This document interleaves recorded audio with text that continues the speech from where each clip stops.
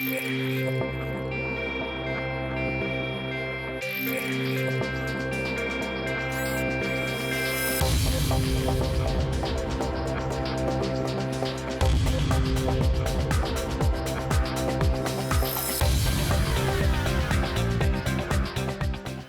right, good evening, everyone. We're going to go ahead and get started. I want to thank you for your patience. It's a little bit of traffic here tonight, getting out here tonight.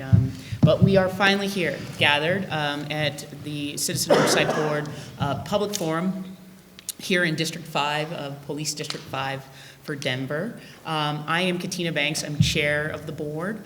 And with me are fellow board members. And I'm going to start, actually, I'm going to start with our guests first. First, we have Dr. Deidre McGee. She's here from New Orleans Police Department. She's going to be talking with us a little bit later about a very interesting program at the New Orleans Police Department. And then at the other end of the table, we have our guest, Judge Teresa Spahn. She's actually the presiding judge for Denver County Court, as well as Denise Mays, who is policy director at the ACLU. As far as board members are concerned, I'll start to my left, your right. We have Cisco Gallarda, and then our newest board member, but certainly very, very instrumental and involved already, and that's Al Gardner. To my right is Nikki Brazil, and then Mark Brown, and then Dr. Mary Davis. So before we get into our program, I certainly want to give you just a sense of what the Citizen Oversight Board does, who we are. We're established by ordinance, but now as of 2016, we're part of the charter, the Denver City Charter, and we essentially have three responsibilities under the city ordinance. First, we're to assess the effectiveness of the Office of the Independent Monitor. The Independent Monitor, of course, monitors investigations for the police department and the sheriff's department. We also are tasked with making policy recommendations, and those can relate to anything from hiring and training to the use of force policies and the like. And then finally, we are tasked with addressing issues of concern in the community. And frankly, that's one of the reasons why it's so important for you to be here or for you to be watching, because it's important for us to hear from the community about issues of concern that you might have with regard to public safety here in Denver. Our policy recommendations are not binding, but they are important for us to be making and to letting people know and be aware of issues we might identify in our capacity.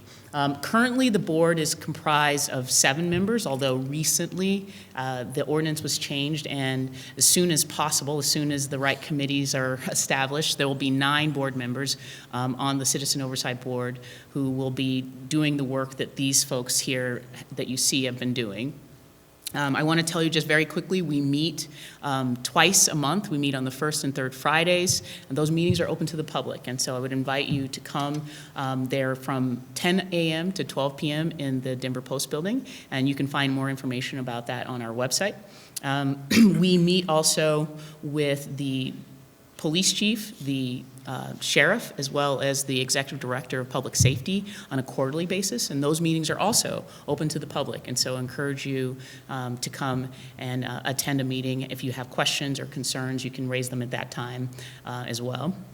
And finally, we are tasked in the ordinance with having public meetings in the public to hear from you, the community, about issues of concern. And frankly, that's what this is. That's where you are. And so we are really, really happy and grateful that you're here.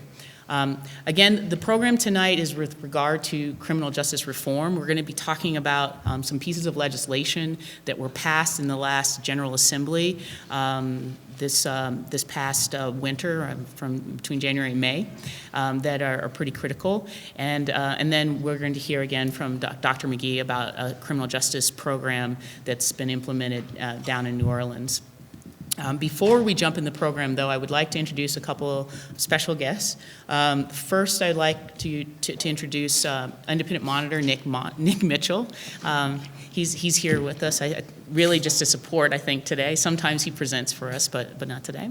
Also, Also, Lieutenant Penn, who's representing the Denver Police District 5. Thank you very much for being here, Lieutenant. We appreciate you. And with that, I think we'll go ahead and get started with the program. So, in the last legislative session, the General Assembly passed a series of criminal justice reform measures, some more simple or straightforward than others, but two in particular we thought were worth having a discussion in the community to let folks know about them and help folks understand them a little bit better. The first one that we want to talk about is Senate Bill 19-191, which is titled Prompt Pretrial Liberty and Fairness, which are really important words, powerful words. What does that actually all mean? We are grateful to have with us Denise Mays from the ACLU, who helped with these measures to help explain them. So would you mind if I just punt to you, Denise, and you can maybe tell us a little bit more about? I mean, I mind a little, but no, it's all good. Thank you. So Senate Bill 191 is kind of a, let me just give like one step back and give some background. There's a lot of really weird things happening throughout the state of Colorado and in municipal courts and in state and county courts that have to do with the notion of money bail. And what that means is that if you can't afford the toll to get out of jail, then you're stuck in jail. And so we had a series of different legislative attempts to sort of chip away at that notion that poverty is not a crime, meaning you shouldn't be in jail simply because you can't afford the toll to get out. And House Bill 1225 and Senate Bill 191 are two pretty big, significant pieces of legislation that our legislature passed and the governor signed into law. What we found across the state, for example, is that in certain counties, you were only allowed to post bail at certain times of the week on certain days. So, for example, in Arapahoe County, you could only post it on Wednesdays between 4 and 6 and Thursdays between 10 and 12. And that was the case all over the state in various counties and in various municipalities.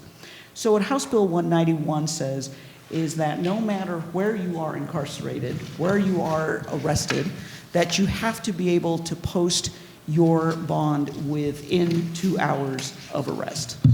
So that's now uniform across the state of Colorado. The other piece of this legislation, which I acknowledge and will tell you was all about Denver, is that you have to be released within 4 hours of posting your bond. What was happening in Denver was that you could be in jail after posting your bond for up to 24 hours, we had found, in some instances even longer, for no reason at all.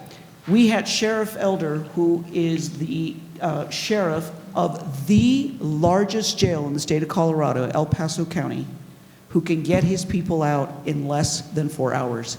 For some reason, Denver couldn't do it on their own, so they needed a little bit of legislative help to get them there. So that's another piece of Senate Bill 191 that's really important for Denver residents. The other piece of it, which is also important, which was not only, Denver didn't only serve the genesis of this, there were other municipalities and county courts that were doing this, but it is called what we refer to as let the bond be the bond. Some of you may have heard of an individual named Mickey Howard. He came into the Denver jail with $35. The court set his bond at $10, which means the judge really wanted him out, but the judge also wanted a $10 bond. Well, Mickey Howard came into the jail with $35. He could have afforded his $10 bond, but what he didn't realize is Denver put on top of that and took first his fines and fees, his bond fee, his jail fee, so now he was $65 underwater. So he could no longer post his $10 bond, even though he came into the jail with $35.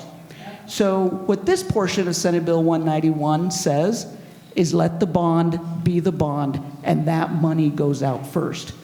We sued Denver on the Mickey Howard case, and immediately Denver said, you're right, it's kind of dumb that we're doing that, And so Denver backed off, no longer does these fines and fees. They did it even before Senate Bill 191 was passed. But those are I think, the three biggest components of Senate Bill 191 that should hopefully mean a big difference in people's lives when they come in contact with the Denver jail. Thank you, Denise. So the other one, you actually already mentioned this, Denise, is House Bill 1225, which is basically titled "No Monetary Bail for Certain Low-Level Offenses." Do you mind explaining to us a little bit about? Do you mind? Would you please explain to us a little bit? All actually, I just give you I know, so that we can get a full picture of that one as well. Right, so House Bill 1225 basically says, for the pettiest of offenses, for the lowest of crimes, you shouldn't be held on money bond whatsoever. So you pee in the park, you should be held on money bail. Urban camping ban, you shouldn't be held on money bail. Now, what are the purposes of money bail? We can dispute back and forth whether the stated purposes of money bail is really holding up to its intent in any way, shape, or form. But if one of the things that you ever wanted to do with money bail is keep people from reoffending, the kinds of crimes we're talking about are sort of ridiculous to hold people in on cash or money. You're homeless, and so, we don't want you to trespass. What are the chances that once you're released, you're going to do that? But not a safety to the community. Driving too slowly, dog off leash, failure to obey an order from a peace officer, regardless of how insignificant it is, littering, public urination, noise violations. Those are the kinds of offenses that don't present any great risk to the community whatsoever. What we're saying in House Bill 1225 is you have to be released immediately without posting money bail. The simplest, pettiest of offenses, you shouldn't be held because you're too poor to pay to get out. Thank you. Thank you for the explanation. We appreciate you being here and giving us that detail. Thank you.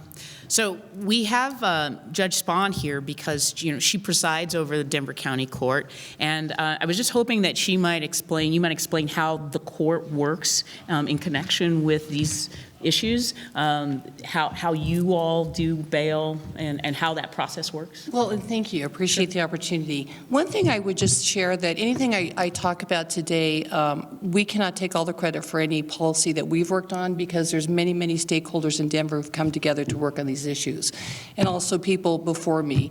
When I was appointed, it was one of, we have a very diverse bench. We have a bench who very much cares about people over incarceration issues, and it's been a priority for us. What we did when we, about 22 years ago, is we put together a symposium at the law school, and we partnered with the law school, and we brought people from all over the United States to really look at over incarceration issues. And one of the speakers we brought was from California, Mrs. Burton, Becoming Mrs. Burton, and we wanted her to talk about just her life, where she was over-incarcerated for, well, she spent, I think, 10 prison sentences, and the real issue that was underlying for her was trauma, and they were, 10 different sentences that had to do with substance abuse issues. And and now she got out and she started a nonprofit, and she has changed so many women's lives. And we brought her to kind of kick off, and we had all of our stakeholders there. We had the Public Defender's Office, the DAs, our pretrial services, all of our judges, all of the clerks, to really just set the tone for 2 days where we can sit and look at over incarceration issues. We brought people, the experts, who've done rigorous studies to show if you keep somebody in jail for 24 hours, if they're picked up on a bond and you can get them before a judge, you can create an opportunity for them to post bond. They will return to court. Recidivism rates are not very high, and also it doesn't impact their life that much. Not saying that incarceration in one night doesn't impact their lives, but if you hold people for 2 days, it changes their lives forever. It makes them lose their jobs. It catapults them into homelessness. And so we brought all of those people together so we could really sit down and think together as a city. And that was kind of our jumping off part, apart from there. One thing when Mrs. Burton came, what she asked for is that she go with Judge Fay to our Denver County Jail, to the female part of the jail, and she wanted to meet every single female that was in the jail and give them her book. And that's how we started on Sunday. So it's been always a very important issue to us. I know several years ago when we started looking at bonds and bond issues, I think we were at about 14% PR bonds, and this is before I was the presiding judge. And Judge Marcucci worked really hard to bring people together in pretrial services and have different instruments so we could change that. Today, if you look at all of our felonies, I think our felonies right now are at 68% PR bonds, which is significant. We're leading in the state. It doesn't mean we don't look at safety, because our community has a right to be safe. We have a number of instruments who are doing assessments for us, and on any given day, we have 2,500 people out on bond in the city and county of Denver. So it's been a big priority for us. In our court, our judges, for a very long time, I can think of several of the judges that are sitting there. We have been very keenly aware that we don't want people who are trespassing. We don't want people who have small crimes to not get PR bonds. The case that you talked about is because I think it was Judge Simonette's case. In Denver, there's an ordinance, and it says that there are certain case types that even if the judge wants to give a 100% PR bond, the judge does not have the discretion. The city attorney has the right to object. So out of frustration, when the city, and there's nothing the judge can do, so the judge a lot of times would put that at an amount so low so they could give the person an opportunity where maybe they were asking for a $500 bond. So a lot of times those we're working within parameters that are beyond our control. We have done a number of things in our city, just we before even all the laws passed, which are, very important legislation, we run weekend court on Saturday and Sunday. We run two courts every Saturday and Sunday. And I think I'm not sure if any other jurisdictions are doing that right now, but the reason Very few do, and that's a good thing for Denver. And the reason we do that is because we don't want people to wait till Monday to come and see a judge. And we're running two courtrooms at the same time with the help of the public defenders and the DAs, and we're processing those cases. Because once we set the bond, we've actually been able to lower our hours. We get done much earlier than historically because of the fact that we're able to run courts on the weekends, and that's always been a priority for us.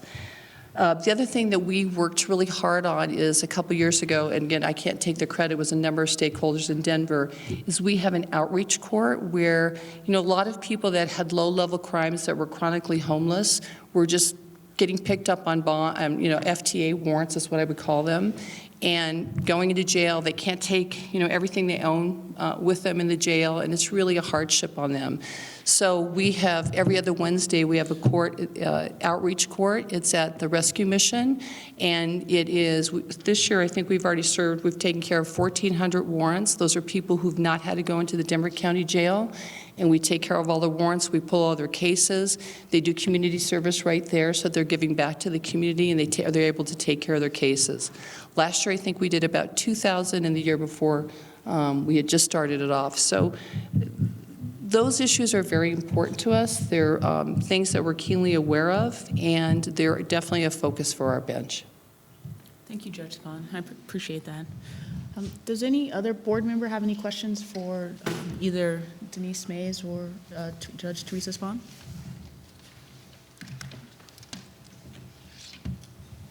No?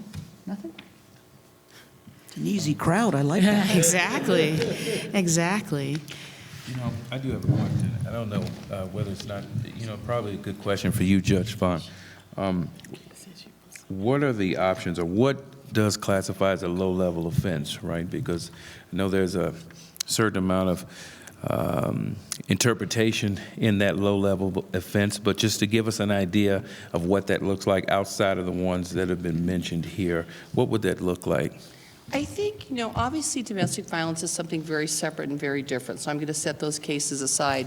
But if you sit in our courts, especially 2100, and you watch, or you sit in any of our general sessions courts, those are in Denver, kind of the different misdemeanor type cases I can think of, or if you sit in our other courtrooms, you will see, especially in 2100, that the vast majority are really PR bonds. If you look at our felony court, which are the much more serious cases, even there we're at about 68% PR bonds. I was trying to pull the stats on the lower level cases that we have that are in our different courts, because they're much higher, but I couldn't get those in time. But they're, you know, if we're at 68% for felonies. If you just come into 2100 and watch it, if it's not a domestic violence, you're likely to get a PR bond.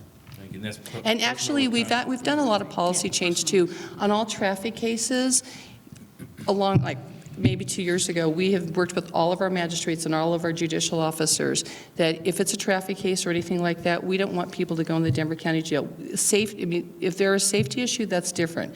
On those low-level cases, those are not safety issues. And we have a firm policy on a traffic, even if you're chronically FTA, you get a PR bond. And those are, we handle 150,000 cases a year, but people who can't make it to traffic court are not somebody we want in the Denver County Jail. And so we do not issue, we aggressively issue PR bonds in that. Thank you.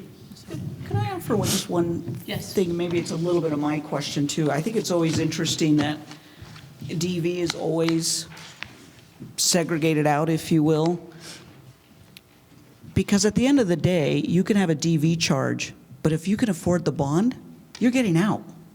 So this notion that we say, oh, DV cases are handled separately, what we really mean is DV cases of people with money and people without. Because if you can afford the bond, it doesn't matter how severe your DV case is, you're paying and you're getting out. It's the poor ones that stay in jail.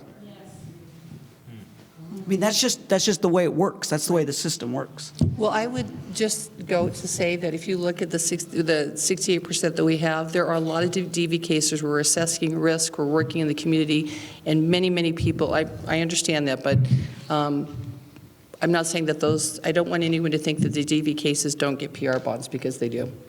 Thank you. What happened to the $30 fine that they were taking up front? What happened to that? That goes into the supposed to be for mental health services and things like that. Where does that money still come out, or is it's not? From the offender, or Yes, from the offender, yeah. or the defendant? Well, I mean, I think what was happening is taking that money off the top, and so if they didn't have money to pay bond, then if they didn't have the money to pay that, it would be something that would follow them throughout their court case, which would happen in any instance. There are several different places throughout the court process where the county or the city or the state can collect their fees. They don't have to take it off first and not let them bond out. And that's kind of what we're saying in 191 is you have a court proceeding to go through, so there's still opportunities for the state or the county or the city to get some of those fees. They just don't get to get them on the front end and have you stay in jail until you can pay them. I think that's the only difference. And mind you, in the Mickey Howard case, ultimately his case was dismissed. So the irony that he would have stayed in jail and had to pay all these fines and fees when in fact the charges were dropped against him eventually. And Denise, I would like to say this. The minute that case, you brought that to our attention with Lauren Schmidt, the minute you brought that to our attention, we literally, I entered an order forthwith that no one be held. I wasn't aware of those fees. I'm not saying I shouldn't be. I entered an order forthwith, thanks to your help, that no one was going to be held because they couldn't make a $30 fine, and then we immediately went in with my court administrator and changed the ordinance so people would not be held. That's absolutely true. With the help of the city attorney's office, that Right. came to a quick resolution. And that was great teamwork. It just took a little lawsuit, but you know, we're all about that. It's okay.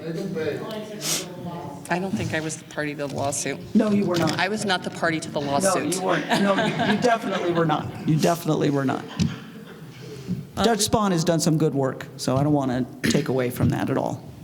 Absolutely. I think one follow-up question I have is just basically if these laws go into effect when, Denise?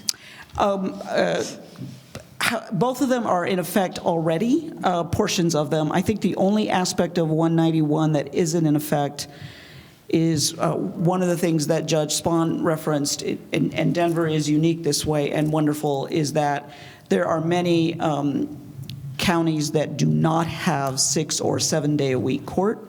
And so you do have to wait, if you're arrested on a Friday, you have to wait till Monday, till your first proceeding or your first appearance. That's if it's a 3-day weekend, you got to wait till Tuesday. So a portion of 191 is studying how we can do 6 or 7 day a week court throughout the state. And so that portion of the bill is not yet in effect. Terrific. Thank you. I think at this point, in the interest of time and our guests' time, I'd like to open up for very few minutes to see if there's anyone in the audience who actually has a question for Judge Spahn or for Ms. Mays. If you do, there's a microphone up front here, and what I'd ask you is if you please just give your name and ask your question. And again, in the interest of time, I'm going to ask you to please limit your comments to no more than a couple of minutes.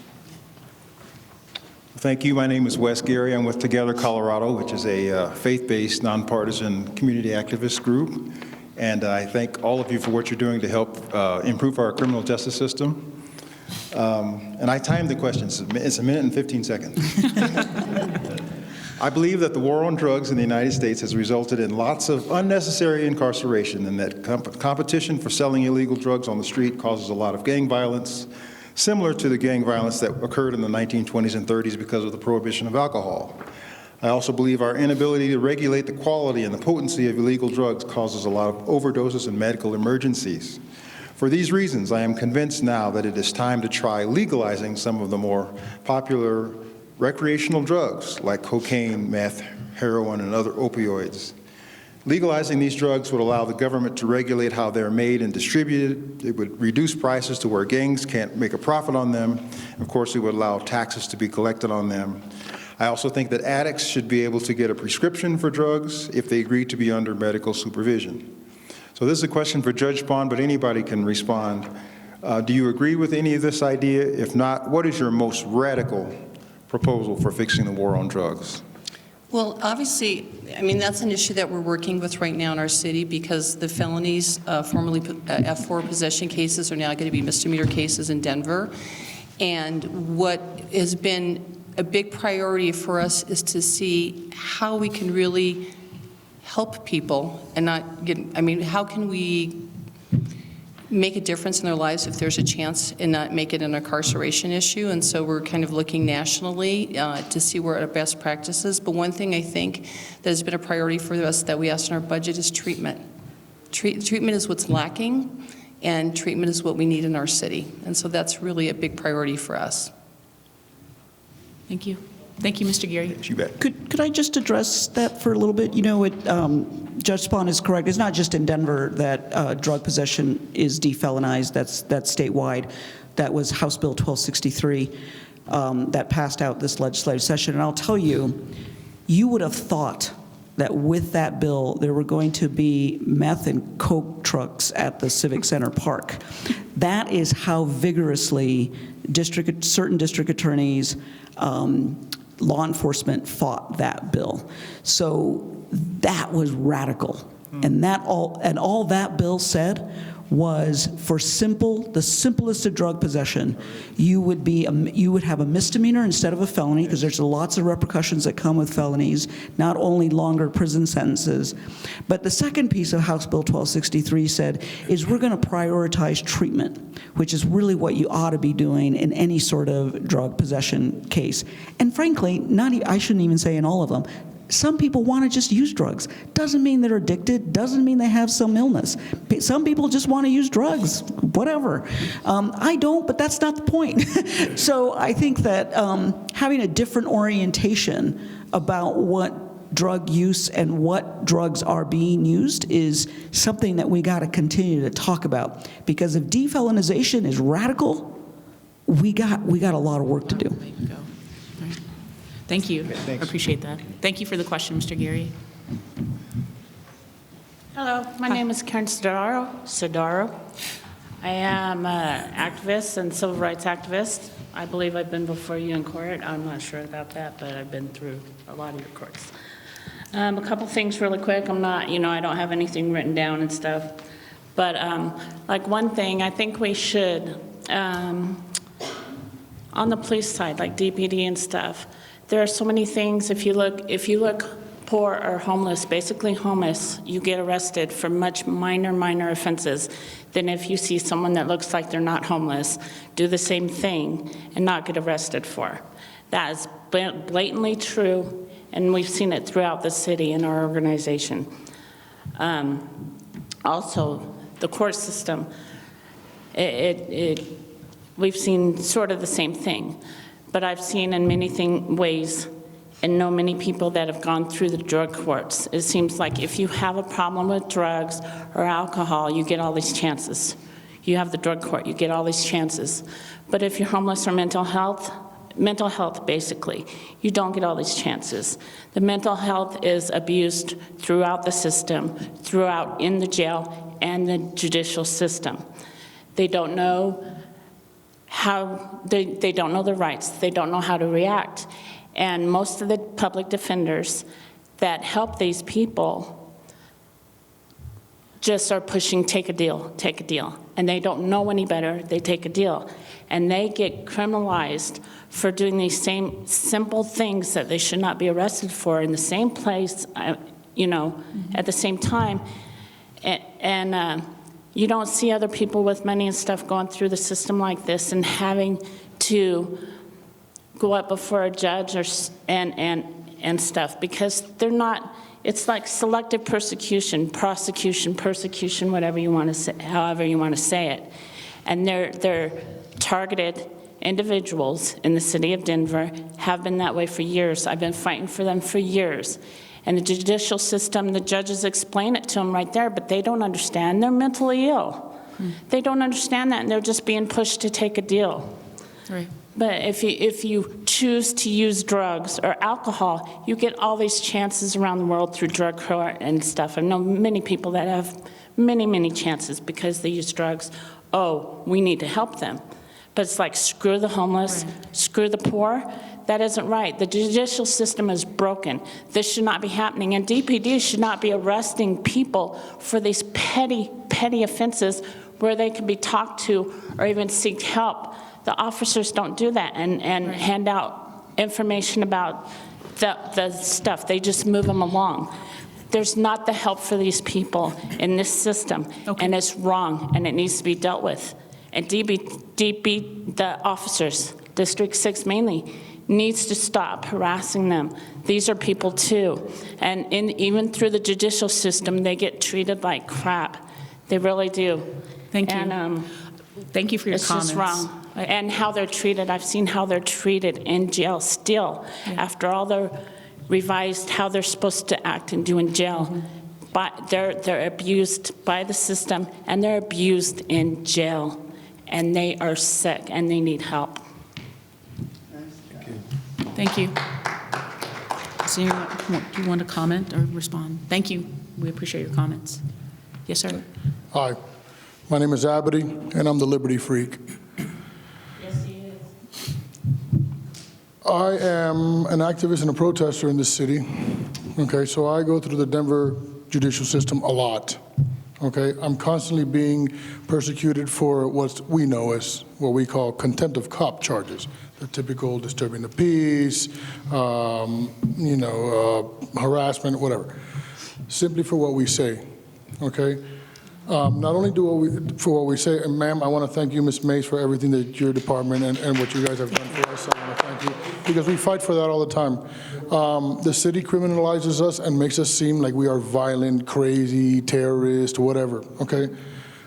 I help feed the homeless every Sunday. I cook for them all day long on Saturday.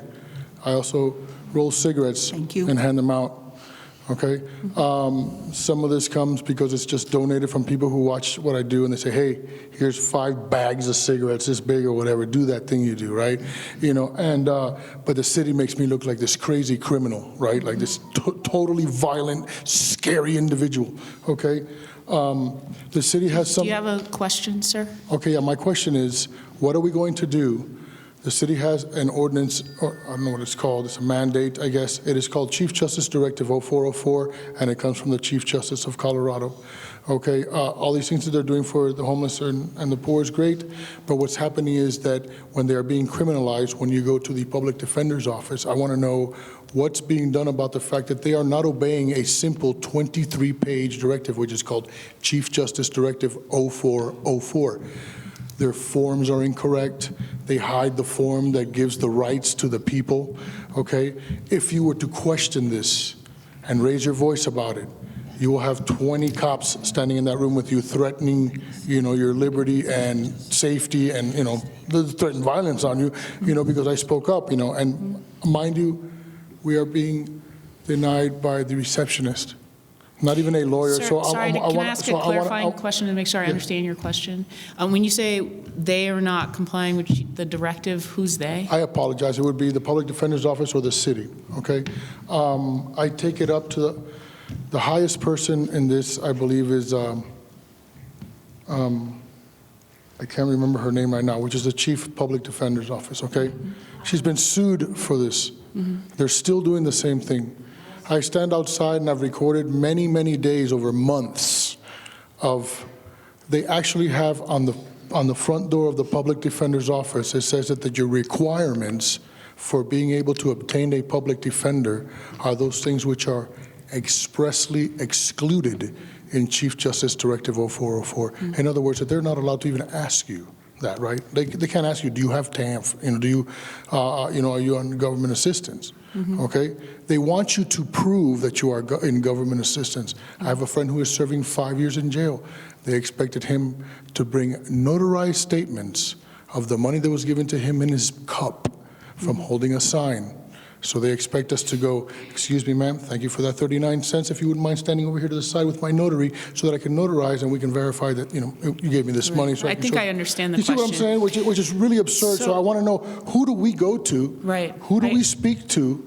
Who do, when this situation arises, because it's a guaranteed loss as a defendant, Right. so you're going to go there, you're guaranteed to pay the fines, do whatever they throw at you. I think we understand your But question. here's the and difference. We're running out of time, Sure, so and it's just, let me see if I can find it. it's specific to us too. Yeah. So the one thing I was going to say, just real quickly, Yeah. if you don't mind. I want to understand, no, I just wanted to know if anyone And I did, apologize for great. taking so much time. I just It's wasn't okay. scripted. Well, Okay. a Chief Justice Directive is not applicable to the city of Denver because that's a city, that's a municipal court, and a Chief Justice Directive is a state court mandate. So I don't really know if the municipal Because- public defender's office has its own way of, if your question is how do you get public defender assistance, that has nothing to do with the Chief Justice in Denver.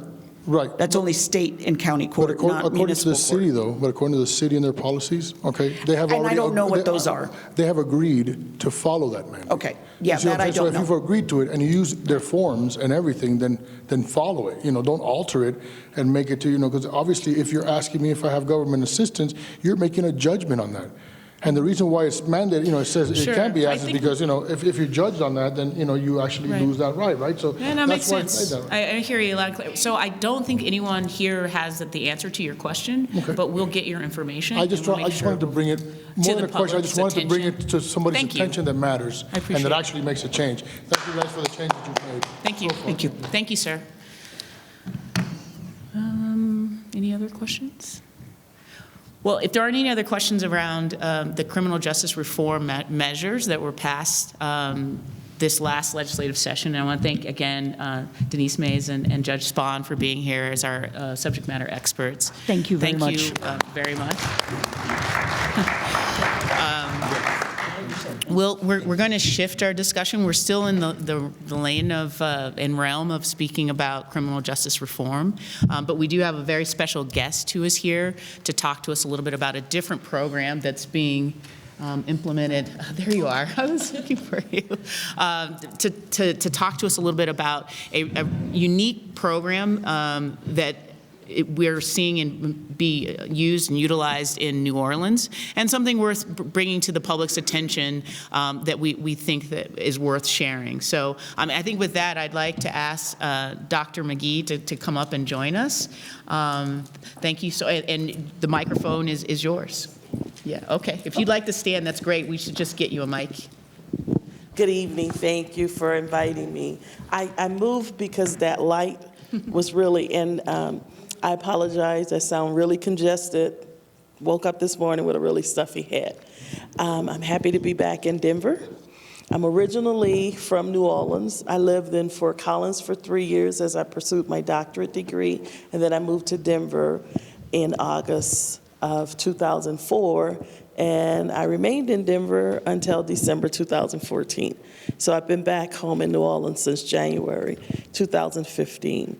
My role with the New Orleans Police Department, I'm the academic administrator of the Education and Training Division. We're responsible for initial recruit training, and we're also responsible for continuing professional education. How many of you knew that police officers have continuing professional education? Police officers are lifelong learners. So when we say continuing professional education, what do you think about? Do you automatically think about recertification for what? Firearms, driving? Well, it's beyond that. Our continuing professional education focuses upon our mission, which is constitutionally based, bias-free, community-grounded policing. And so because of that, every year our officers, in addition to those traditional certifications that everyone thinks about when they think about law enforcement officers, in addition, they have training in legal updates. In New Orleans Police Department, our officers have training every year in crisis intervention. We focus upon how do we interact with members of the communities who have mental health issues. So we also, in addition to officers having crisis intervention training, we have a cadre of crisis intervention trained officers, so that on every platoon, there are at least 2 officers in every district who are CIT trained. So if an officer gets a call for service and it's assessed that the person has mental health issues, then someone with that expertise is brought in. And so tonight I'm here to talk about EPIC, which is Ethical Police, which is an acronym for Ethical Policing is Courageous. And EPIC is based on the research that talks about what happens when someone in a profession makes a decision and takes action that is unethical. Now, I'm speaking from the perspective of law enforcement, but I also spent 5 years at the University of Colorado School of Medicine at the Anschutz campus. And we know that in health professions and in every profession, there are situations that arise where, I'm going to use the terminology that I heard in the School of Medicine, a workaround, where you know someone on a shift is not quite up to par, but everybody will kind of work around to compensate for that person, right? Now, that's not just in health professions. It's not just in law enforcement. It's in every profession. But because of the interactions between law enforcement officers and the community, it is important that we grasp that issue at the core. And at the core, when a police officer dons his or her uniform and goes to work, they're just like anybody else on the job. And when they go to work, they bring themselves with them. So in New Orleans, we also focus, as the Academy Academic Director, we focus on teaching and learning in all 3 of the learning domains. That's cognitive, affective, and psychomotor. And in law enforcement, you think about the psychomotor domain, driving, firearms, using the weapons on the duty rig, right? And we know about the cognitive domain, you have to know the law. You have to know the NOPD policy. You have to know the difference between a municipal and a state charge, right? However, the affective domain is where law enforcement has struggled. What is the affective domain? That is the emotional and the mental health, right? And so let's go back to that officer. He or she, they've donned their uniform. They're going to work. But just like everyone else, when they go to work, inside of them are the issues of their life. Maybe they had a tough time with a spouse at home. Maybe they had a sick child and they were up all night. All of these circumstances affect how a person interacts and engages at work. But with law enforcement, because we are charged with protecting and serving, you still have to protect and serve, even though you've been up all night with a sick child, or maybe you work the detail, or maybe you have a sick elderly parent, or the same situations that affect all of us in life. So I'm using that to set the context for why EPIC was so necessary. It was necessary to help to save the careers of well-intentioned, hardworking law enforcement officers. Now, some of the research that we use is on active bystandership. We know what that means, right? Active and passive bystandership. You've seen the research. You've watched a show with John Canoas, right? What would you do? Right? Something happens, you know it's wrong. How many of you can find voice and take a stand, right? So the same thing is what we're talking about in EPIC, with law enforcement officers serving together. If you know that the person you're working with has had a rough night or is struggling, and you see them about to do something, you can intervene.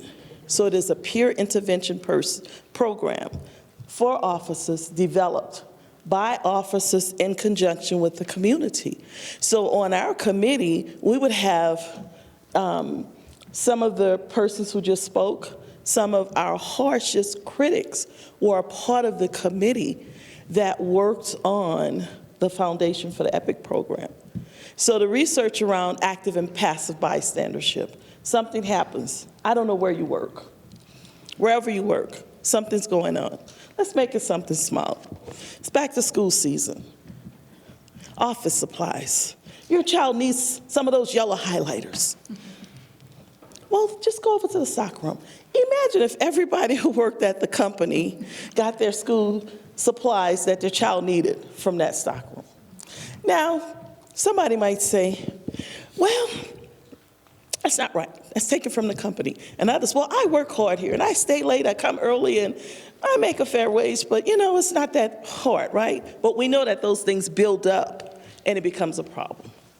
Ethical policing. When police officers are at work, when I always say to the officers that when someone dials 911, they're usually not having a good day.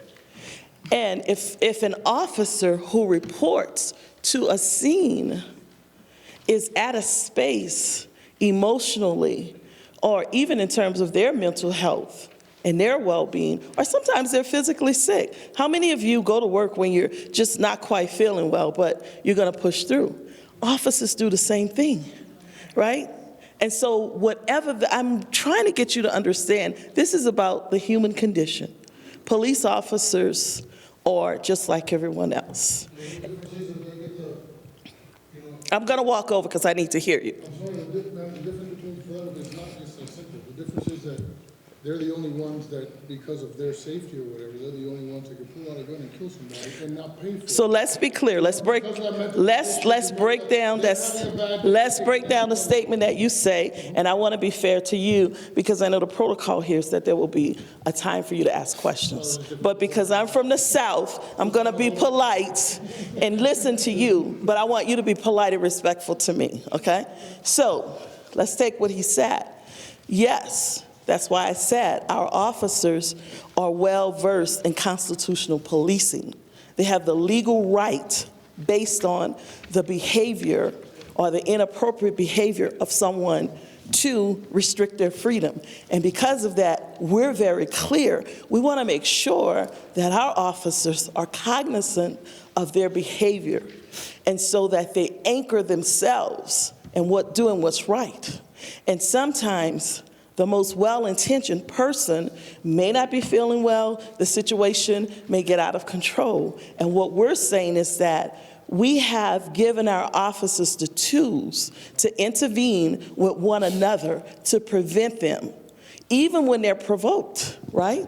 Because sometimes you're just standing up giving a presentation, someone might interrupt you, you might feel a little provoked, right? But officers are well-trained to stay within the bounds of the law. But what I'm saying is that when a situation arises, when someone is provoked, we're using this process for officers to give each other the tools and the space to intervene. So let me give you an example, real life example. So, most of you are familiar with the French Quarter. You've seen Bourbon Street on television. So we have a downtown development district where officers are detailed to the French Quarter. There's the 8th District that man or patrol the 8th District, which is the French Quarter, but there's additional officers there. So an officer who happened to be a female noticed a vehicle double parked outside of a store. She proceeded to say to the driver, even though he had his hazards on, which means what? I'm going to run right in and I'll be right out. You're parked illegally, sir. I need you to move your automobile. I have to just run it. She said, sir, you're parked illegally. You need to move your automobile. Oh, I'll be right. Sir, you're parked illegally. I need you to move the vehicle now or I will write a ticket. He turns around and says to the officer, you don't know who I am. I work for City Councilman blank, blank, blank, and I am da-da-da, and I will do this. She immediately called for backup because that unit at that time didn't have BWCs, but now they do. Body-worn cameras, yes. So she called for backup. Another officer from the district came. He proceeded to approach the gentleman. You are parked illegally. We need you to move the vehicle now. And because you did not heed the warnings, you will be issued a ticket. So then he began to berate the female officer. And she was getting very upset and agitated and started to pace. And then the other officer started to put space between himself by using his body between that person who now was being very loud and belligerent and trying to make a point because he thought he just wanted to run in the store and she should understand, right? So the officer gets between them, and then the gentleman says, and you, and what's your name, and what's your badge number, and who's your supervisor? I'm gonna see that you're written up. So now she's getting more and more agitated, and her partner looks at her, and he just whispers, epic, epic. And she's agitated and she's annoyed, and he goes and he whispers in her ear, epic, take a moment. And she stepped back, and she walked away. And he, the other officer, wrote the ticket, presented it to the gentleman. He signed it, Donald Duck. But on the BWC, on the body-worn camera, he had yelled. He worked for the city, identified the city council person. This story that I'm telling, our mayor, LaToya Cantrell, told this story at our EPIC conference this summer. And what she said is that, and that person who formerly worked for the city of New Orleans was so agitated, even though he signed the ticket, Daffy Duck, or Donald Duck, and took the ticket, on Monday, he called the mayor's office. And he said to one of her staff members, I need to report a police officer who was rude and disrespectful to me. And the person in the mayor's office, being well-trained by the mayor, said, sir, you want the mayor to stop what she's doing to talk to you about an incident with a police officer? The mayor stands with the police department, and she believes that that officer was probably working within his duties. If you have a complaint, go to the Citizens Oversight Committee. So he continues to yell and scream. The person in the mayor's office calls his supervisor, and that person is no longer employed by the city of New Orleans. So the two things that happened there is, one, the first female officer who was insulted and belittled could have done the very human thing and responded negatively to that person. But because her peer intervened and whispered in her ear, 3 times he had to say it, but when he said epic, she understood that lifeline was coming to her. Because if you retaliate, now you have a case against you. If you retaliated, you are not being a professional. If you retaliate, you're dishonoring the uniform and the charge that you took. And so that's what we train our officers to do, to intervene for one another, because they matter to each other. And we're also concerned about the emotional well-being and the mental health of our officers. We know the statistics that most law enforcement officers within 3 years of retirement will die either by suicide heart attack, or some other tragic illness. Officers suffer with PTSD because they suck it up and they keep going. But what we're saying is we want to pay attention. Not just because, but because you chose an honorable profession to put on a uniform and to go out and pledge yourself at the risk of your life, that you pledge to protect and serve the public, that you're still a human.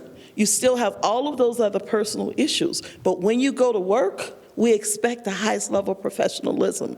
And so we give our officers the tools to intervene with one another. So EPIC training, every officer in the New Orleans Police Department has received the basic 8-hour EPIC core training. Every new recruit receives the 8-hour basic core training. We have attached EPIC for our recertification to our officer assistance and wellness training. So we have an officer assistance and wellness program that talks about if you're having a rough day, that you can go to your rank and say, something's going on, and you don't have to divulge, and you can say, I need officer assistance, and they're not penalized for that. So we have built in, based on the research and with community input, what does it take for us to police ourselves? Because we believe that our officers are there to protect and serve at the highest level of professionalism. So that's what ethical policing is about. I have brochures for you. I also have my personal card that I'm happy to share with you. The one thing that I'd like you to think about and to take away is that, think about a time when you were employed, because some of you may be blessed enough to be retired, or you may have just been born with that silver spoon in your mouth, and you're just, as the young people would say, living your best life, doing what you do, how you do it. But imagine a time when you were in a situation when you were challenged, right? Our buttons get pushed all the time, right? I taught school. I taught first grade, fourth grade, sixth grade, science, middle school science. I taught at the University of Colorado, Denver in the teacher education program for 5 years. And then I did academic research.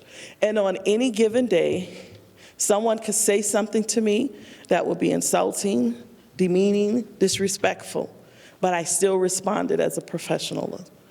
And that's the grace that I would like to see the community offer to police officers, not rush to judgment, and to realize that police officers are individuals with families and responsibilities just as everyone else. And what we're doing is we're being proactive. We're saying to our officers, we're saying that if you know, for example, let's talk about domestic violence.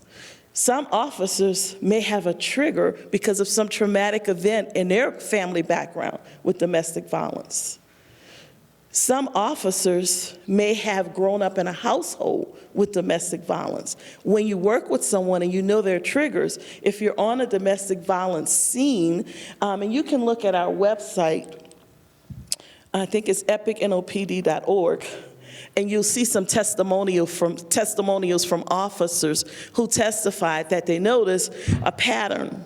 If someone was on a certain call, they automatically would think that the male is the aggressor and, took sort of a really tough stand in a domestic violence situation with a male and a female. And just talk to the person and say, hey, bro, I noticed every time we're on a DV scene, you automatically, because the law is to what? Separate both parties and hear the stories of both. And so what one officer realized is that it was a trigger. And so if it was a domestic violence call, that person had to do a bit of self-reflection before rushing to judgment. And I would challenge any of you that whatever field that you're in, that you've had a moment when you maybe rushed to judgment or you weren't as reflective. And what we're saying is that because of the high pressure that police officers work under, we know that they need specific tools to check their own emotional register and to know where they're standing and to have a process by which to intervene. And also in EPIC, if an officer intervenes and stops someone, they realize they're saving that person's career. And they're also really doing what we're called to do, and that is to protect and serve. So that's EPIC. Thank you, Dr. McGee. I think the board may have some questions for you, and then we'll open up to the public. Okay, the light is just getting to me, so don't mind me. Can you talk to us about what kind of data you've collected to demonstrate the effectiveness of this program in reducing use of force incidents, say, or what have you? Good question. And it's the first we get, right? Because everyone wants to reduce and to know that we're having an impact on the use of force. Or anything that's, Right. So an what issue. we're finding is, number one, because academically, I have done program evaluation. We know that we're in the early stages. And what we're looking at right now is just anecdotal results based upon cultural changes. Now, you've heard about the blue wall, right? Where police officers protect each other no matter what. Well, what we're finding is that we are saying to the officers that your role is to protect the city and the citizens of New Orleans. Your role is to protect what is right. And so in terms of outcomes, what we're finding is that officers who are veterans and seasoned officers and may have been in service for over 15 years when our training wasn't as intentional as it is now, that it took more for them to come on board. And because of that, we're noticing that the newer officers with 3 years or less, their expectations and their understanding of how to treat the public is completely different. I'm sure that most of you are well aware of the critical incidents that happened after Hurricane Katrina, where citizens were murdered and the officers covered up for one another. We make sure to talk about that and to remind our officers that that type behavior is not tolerated in the New Orleans Police Department. So to give you an example of what I call anecdotal, we have mixed jurisdiction service. So we have Louisiana State Police, and we may have someone from another parish, a county in Louisiana. We may have officers working together in private details and in other situations. About a year ago, a person was arrested and they were handcuffed, but they were resisting. But that person was handcuffed. And while the person was handcuffed, someone who was from another jurisdiction kicked the handcuffed individual. And an officer from New Orleans Police Department said, "Hey, we don't do that here. We don't do that." So that's our best example, that our officers, what we're doing is changing the culture of policing and how officers interact with one another. Thank you. Does anyone else have a question? We'll go to the public in a second, okay? Thank you. Thank you so much, Dr. McGee, for your presentation. In the pamphlet, it says that there are built-in procedural incentives for the members of the department. Could you say what that means? So for officers, so let's go back to reality.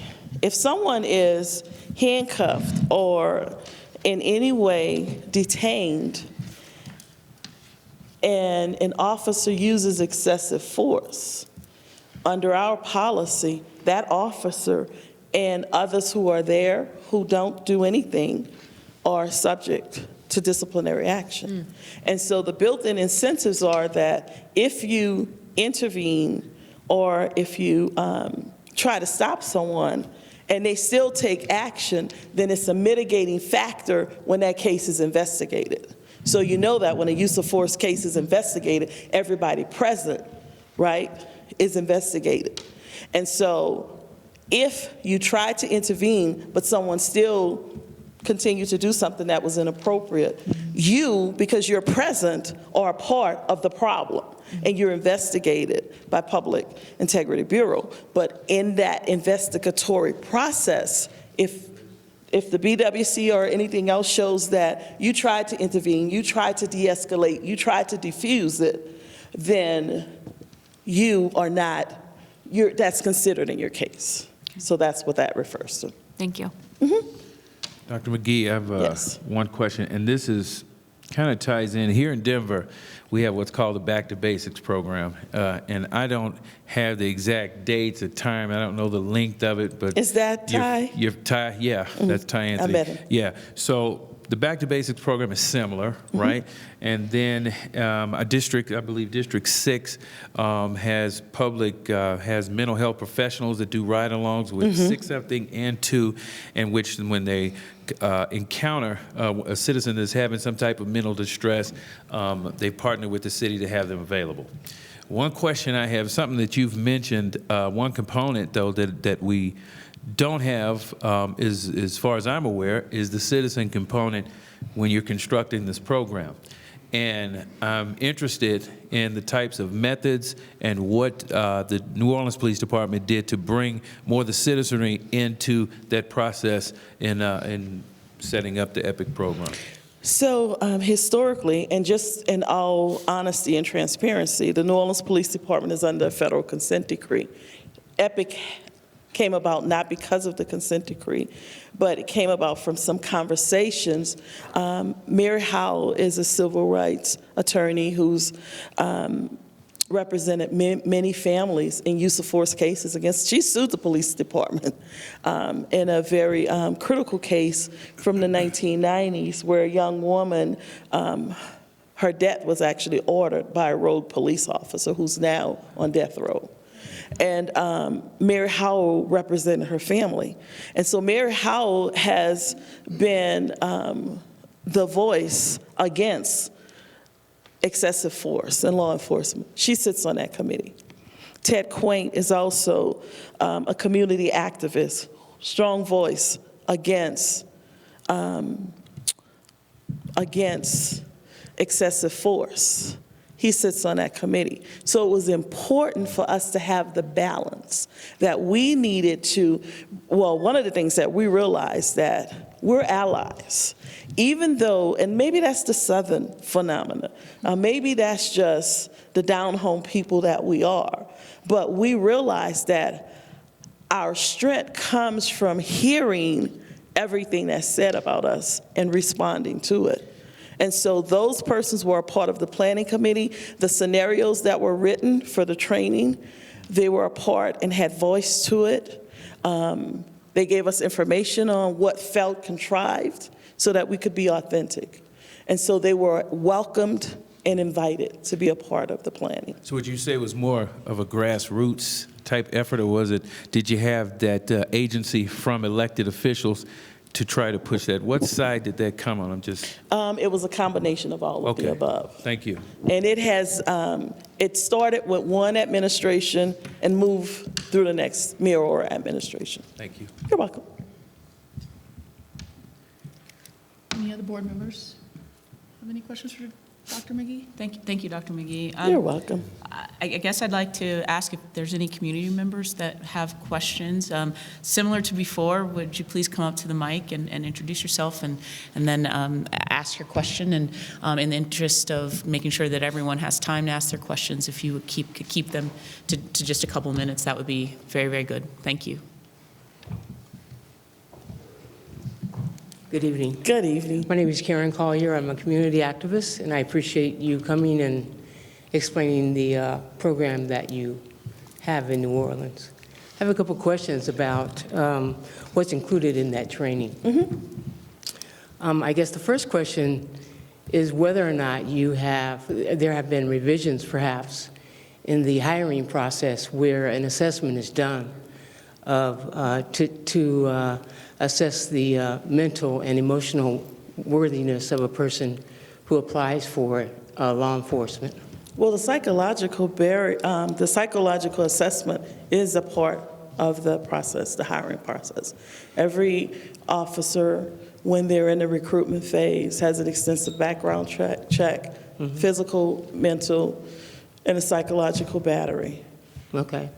So, for example, if an officer or a candidate revealed that they were in the service and had post-traumatic stress disorder, would they perhaps be flagged as a candidate that perhaps wouldn't be mentally worthy of the force?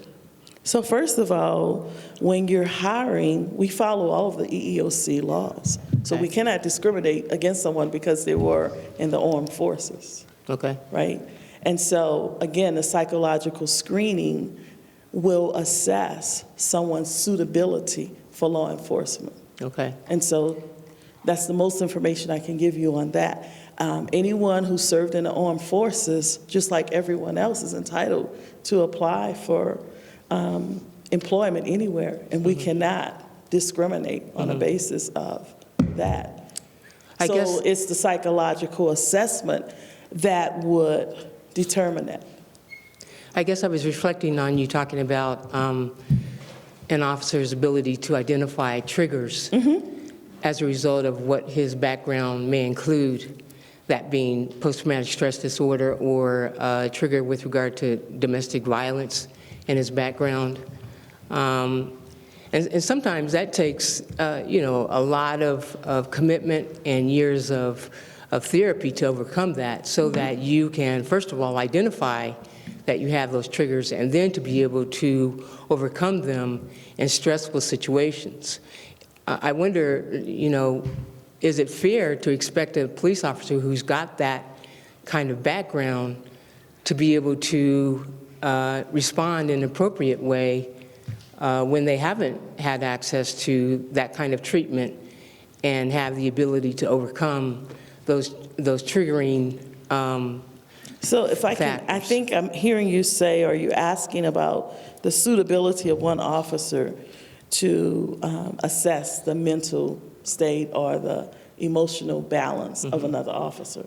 That's not what we're saying. We're saying that if you notice someone is not handling the situation, that you can intervene using the tools that they've been trained with to intervene to prevent that behavior. Now, you're going to a deeper end of the spectrum into psychological assessment. I mean, again, I like to contextualize everything into any field, right? We have in any field, in any work, you could be bagging groceries at the supermarket, and anything could possibly be a trigger from the past. What I'm saying is that in the capacity of a law enforcement officer in those high-pressure situations, we're saying that we're paying attention to the behaviors of our officers. We're paying attention to their mental health and their mental well-being, and we're also looking for patterns of behavior. Now, as far as the psychological assessment, that does stand. And officers or applicants are turned away on a daily basis because they're deemed not fit because of the psychological assessment. Okay. So that is a part of the hiring process. Okay. And I think that part of that process, and I want to be clear again about PTSD in the military. We want to honor everyone, and we cannot discriminate and say that, and just say that any class of individuals applying are not eligible because of something else. Okay. But we stand by the recruitment and the hiring process with the psychological assessment. Okay. One other question. Is implicit bias part of this particular Yes. program? Well, That first training? of all, when I said that our officers follow our philosophy of constitutionally based, bias-free, community-oriented policing.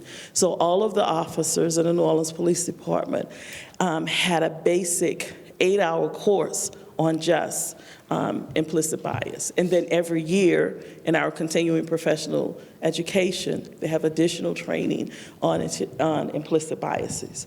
And we also work with advocacy groups from the community about the interactions they've had with police officers and any aspect, any demographic in the community who believes that their particular group is being pointed out. We convene focus groups every year as we plan our training for the next year.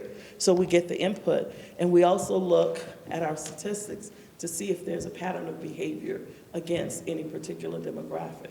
So our officers are trained and retrained Okay, continually. thank you. You're welcome. These lights are killing me. Hello again, my name is Karen Sidaro. I'm an activist. Nice and to meet you. You too, ma'am. Thank you for being here. A lot of my activism does have to do with police brutality and excessive force.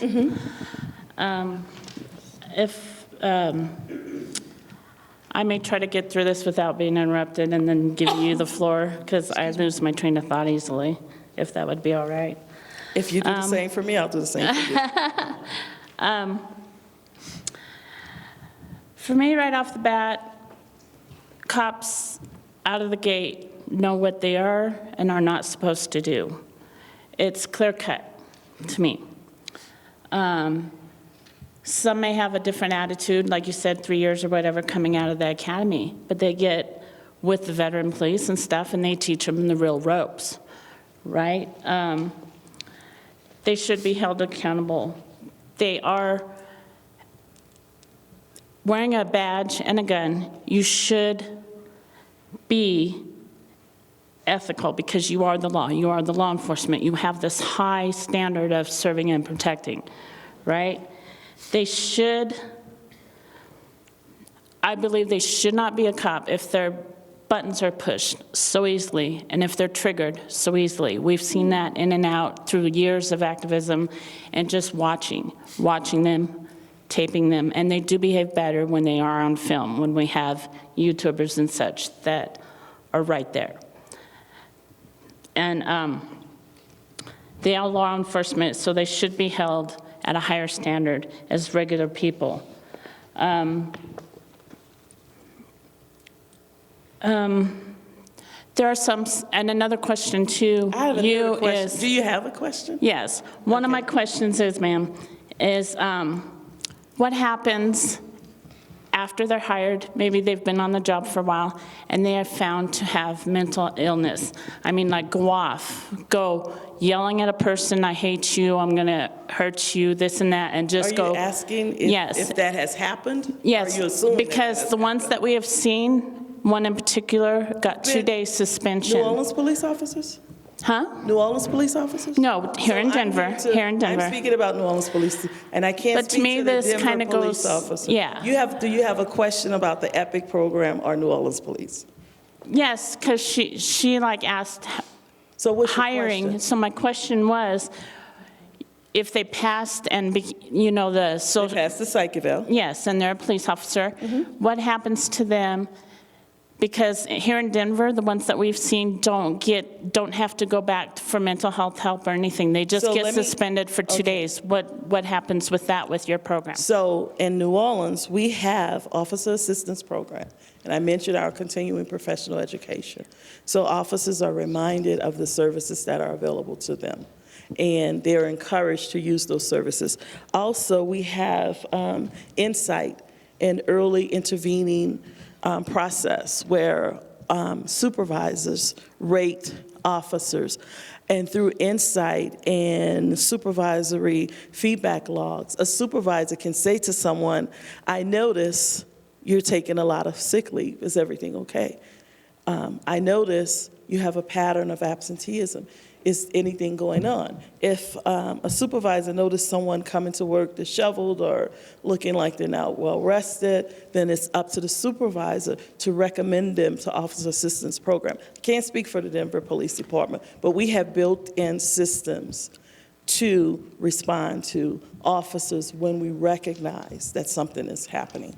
Well, that would be awesome. So your police department in New Orleans Yes. must be much better than Denver, because I we do can't not speak see to that happening Denver. in Denver. Okay. And also, really quick, let me get these thoughts. Because there's someone who's waiting. With the Thanks. excessive force and stuff that is dealt with, it seems like most of them are not held accountable, so it keeps going. It's a pattern in the DA. I'll answer that, and there is someone else waiting. I invite you to go to the New Orleans Police Department website. We have our real-time crime data available. The use of force board meets regularly. Just to respond to that, if someone has been deemed excessive use of force, then the necessary actions are taken. But in our system, we automatically look at our training. So we track trends. So if there's a trend, for example, with an issue with handcuffing, unfortunately, it went the other direction for us. Someone was handcuffed poorly and had not been searched properly, and they pulled out a gun and they killed a police officer who was transporting them. And so we look at our use of force data and we look for trends and patterns, and it comes back to training. So if we see a pattern in terms of excessive force, then it goes back to training. If we, for example, for our 2020 training, we're looking at what happens when someone has passive resistance, right? Not active resistance. They're not kicking and screaming. They're just sitting there. But they've violated some law and they have to be arrested. Then how do you handcuff them, keep that person safe, and keep yourself safe? So we have specific training around those issues. So again, I can't speak to the Denver Police Department, but I can tell you that we use our use of force data, and we have a very rigorous and well-vetted use of force policy. It is online and it's available for public view, that I would recommend you read it and maybe, talk to Denver Police Department if there's something that you'd like to see. But again, we work really hard to stay in conversation. We see our community advocates as our allies, and they see the New Orleans Police Department as allies, not adversaries. And so we work hard to have the conversations to make sure that our training is responsive to the needs of our community. Thank you. Really Thank you, quickly, Ms. Starr. Denver Police Department has gone back for training several times, and they still react very answer quickly. that. I'm I sorry, want to haven't had just the time interject to real catch. quickly, and then we do Can't have to help you move to with the that. next person.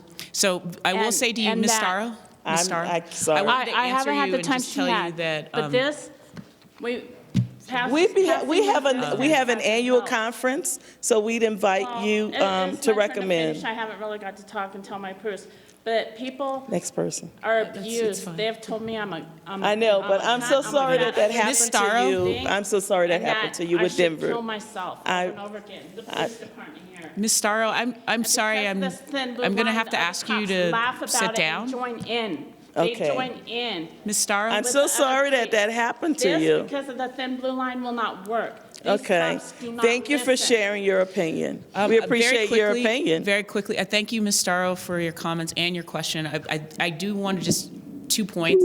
Number one is that Denver does have an early intervention program for their police department where they try to track numbers, and we can. They act the same now. I'm not debating with you about their conduct. I was just telling you that they do have an early intervention program where they do try to track the trends and identify individuals who may be having problems and may be having issues.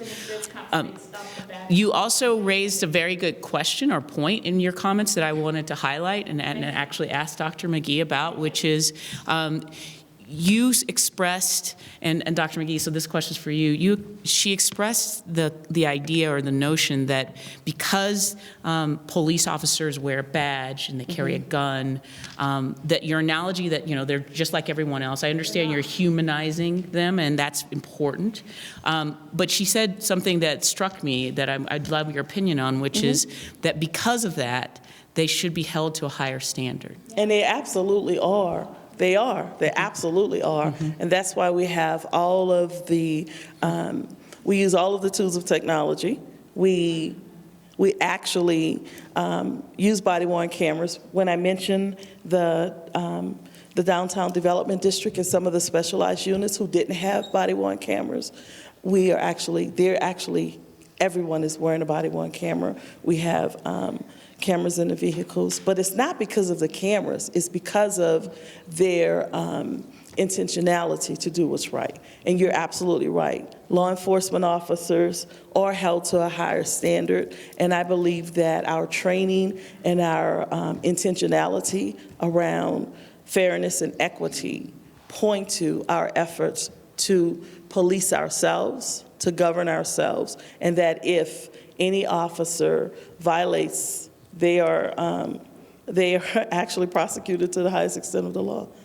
And so yes, they are held to a higher standard, but my point in humanizing it is to say that it's important to realize that officers are human, and they are trained to withstand the excessive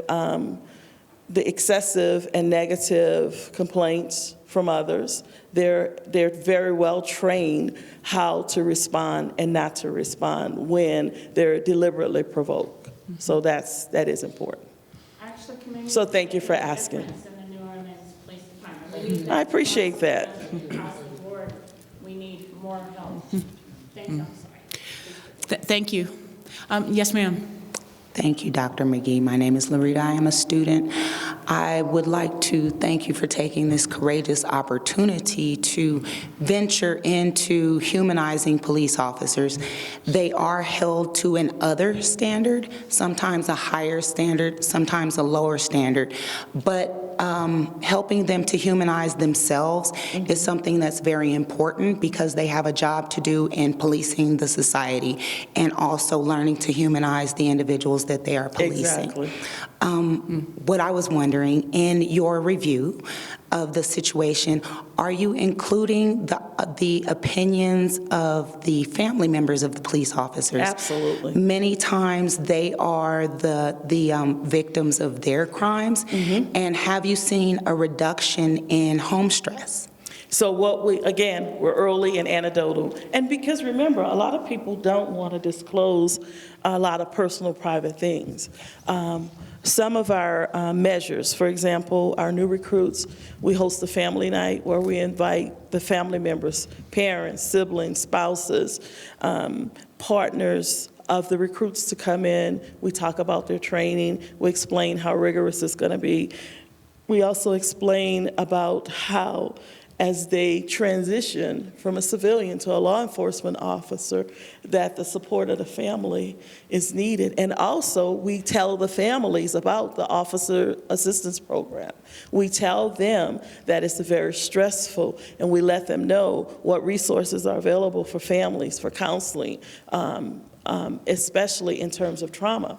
Every time, unfortunately, when an officer is killed in the line of duty, immediately, we open up the doors for officers' assistance, but we also instantly have people who will come in and say, my wife, my spouse, my child, especially hard on children of law enforcement officers, that children sometimes can't go to school and proudly say, my mom's a police officer, my dad's a police officer, because of some negative connotations, right? And so it's very important to speak to all of those family members and let them know what resources are available, because it does impact them. And it doesn't have to be an officer in New Orleans who's killed to have that domino effect of people coming in and wanting to reassess and think about their career and where they stand and how close am I to retirement, and because family members are impacted. So yes, we do reach out to the family members. Well, thank you for creating that space for them, because it's also hard for them to come and just take a reflective look, so that's really awesome. Yes, thank you.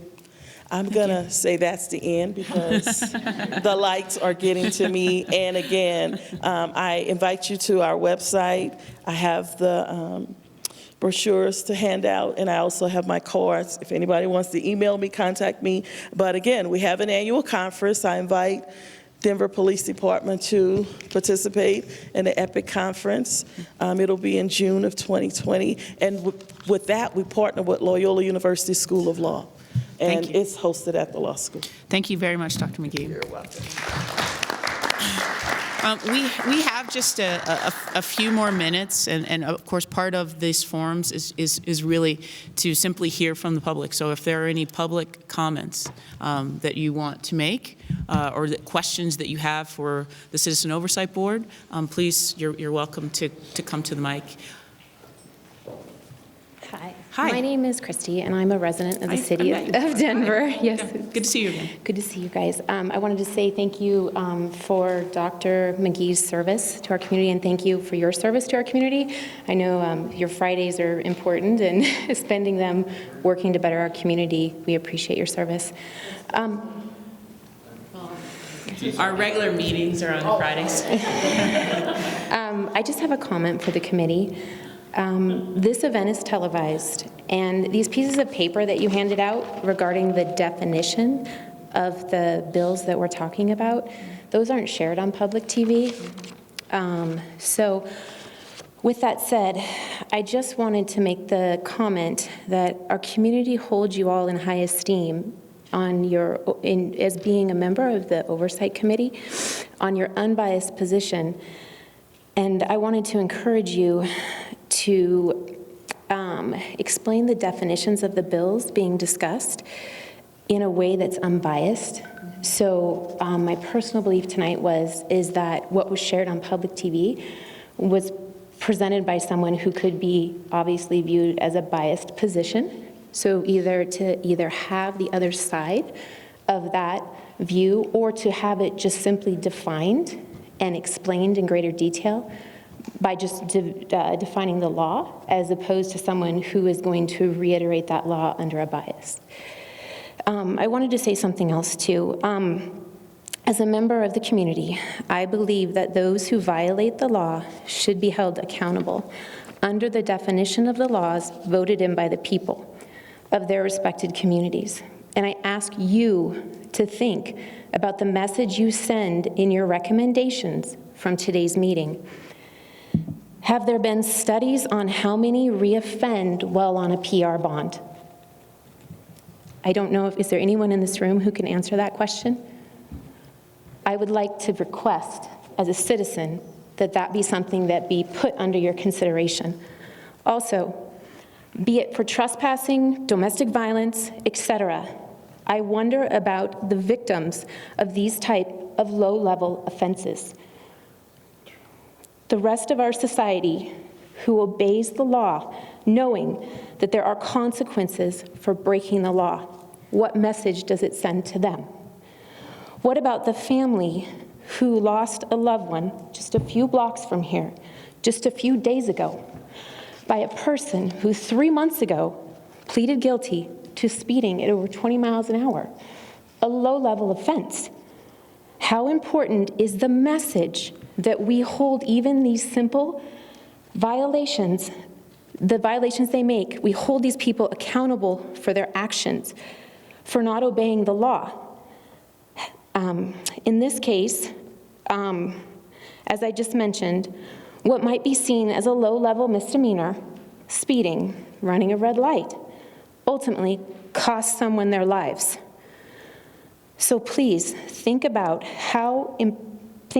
the penalties and how important it can be to uphold the law and the message that is sent from the penal process.